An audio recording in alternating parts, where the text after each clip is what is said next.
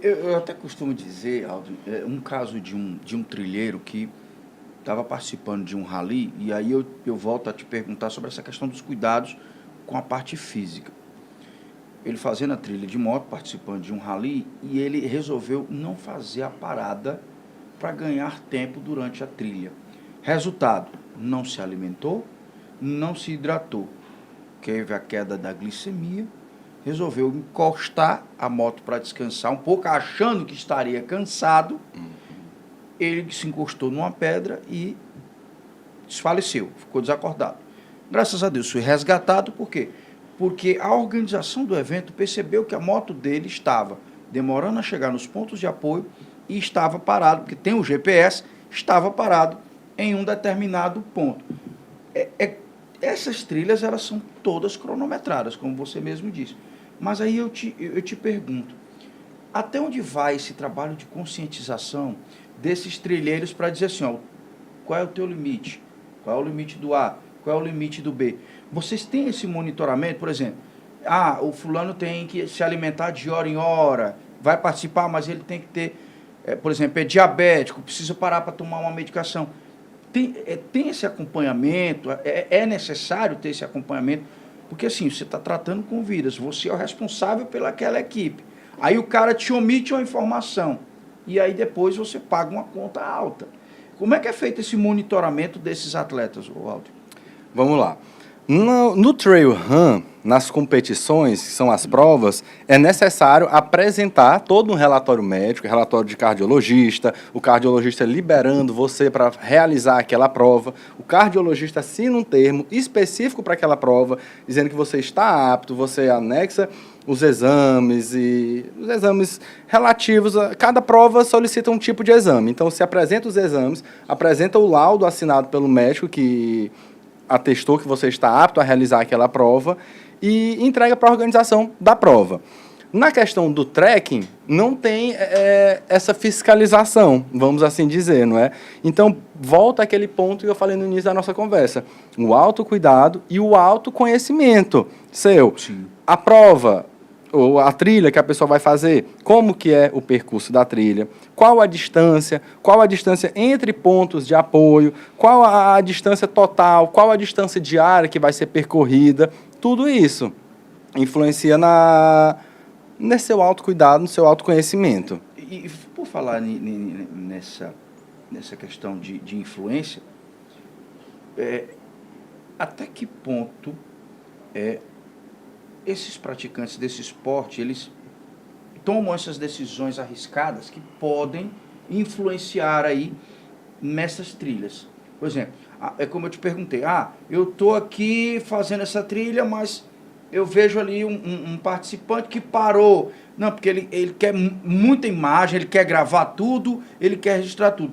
Qual é a linha tênue para um participante desse entre a rede social, que é o mundo digital que a gente vive hoje, com a prudência num esporte como esse? Tem essa linha tênue? Não tem? É muito relativo? Exatamente. É relativo. Aí foi a que a gente falou da questão da imprudência, né? Passa a ser ali uma responsabilidade, um conhecimento e se transforma numa imprudência. Essa questão das fotos, se arriscar para tirar uma foto na beira de um precipício, se arriscar para tirar uma foto na ponta de uma cachoeira, e você corre um risco que pode afetar o grupo todo e pode trazer uma conta alta para o grupo, por conta de uma imprudência sua. Porque às vezes, apesar de a gente falar, não vai, não faz isso, é perigoso, mas a pessoa vai, teima e se arrisca tudo por conta de uma foto. A gente falou aqui de dois casos, que foi o caso da Juliana e do Roberto. Para você que é um praticante desse esporte, que lição você tira desses dois casos que você pode transmitir para o nosso telespectador? Vamos lá. Falando do caso da Juliana inicialmente, a questão da empresa, da pessoa que está guiando você. Às vezes a gente tenta buscar a mais barata, mas a barata tem um preço caro. E muitas vezes, não é? Sai caro. Exatamente, é o barato que sai caro. Já no caso do Roberto, a questão das companhias. com quem você vai, porque uma lei, uma questão ética entre os trilheiros é ninguém fica para trás, ninguém fica sozinho. Sobe a montanha junto, desce a montanha junto. E no caso do Roberto, uma pessoa que ele conhecia há pouco tempo, ele, no momento de dificuldade, a pessoa simplesmente abandonou ele, porque passaram outras pessoas que estavam no ritmo dela, e ela foi seguir essas outras pessoas.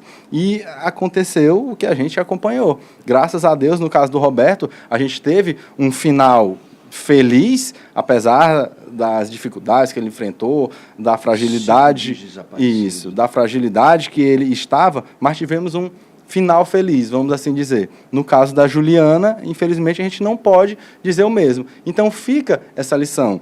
As companhias, analisar as companhias que você vai, buscar informações sobre o local que você vai, colher o máximo de informações, clima, terreno, insetos, animais, vegetação. É isso que eu te pergunto aí, principalmente esse período que a gente está vivendo especificamente aqui no Piauí, algumas cidades que têm trilhas famosas passam por cachoeiras, e nós estamos num período de chuva, então tem as famosas trombas d'água, né?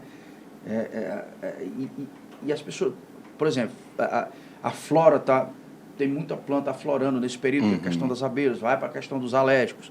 Em algumas cidades não tem a chuva, mas tem um sol intenso, aí tem a questão do filtro solar, hidratação, a camisa específica para esse tipo de coisa, né? Então, com base nisso, Adri, que mensagem você deixa aí para esses trilheiros que pretendem praticar esse esporte? Que conselho você dá? Deixa essa mensagem para que evite esse tipo de situação como a da Juliana e a do Rodrigo. Vamos lá. Um conselho que fica para quem está iniciando é equipamento adequado.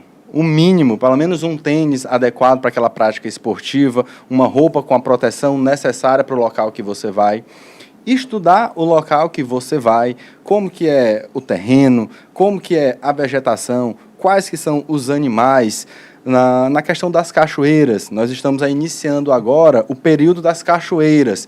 Então, estudar bastante a profundidade, não se aventurar em pular da cachoeira sem conhecer o local, sem conhecer a profundidade, como que é o fundo daquele poço.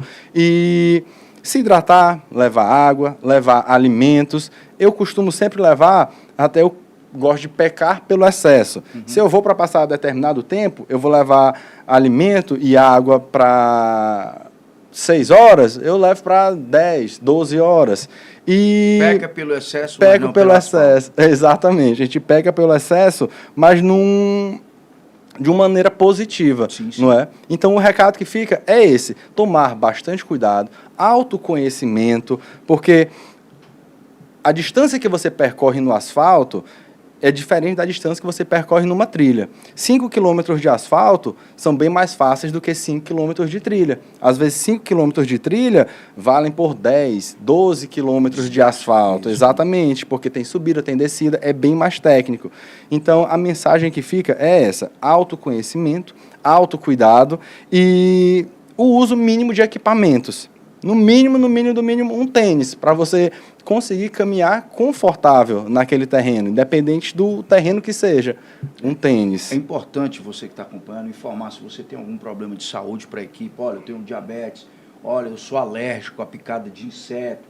Tem também a questão dos escorpiões, né, dos animais peçonhentos. A gente tem nas matas, tem muito isso. E às vezes, para quem não conhece, tá ali um escorpião de barro, olha essa folha aqui e tal, aí tá lá. Exatamente. A picada. Então, muito cuidado para você que vai fazer essa trilha.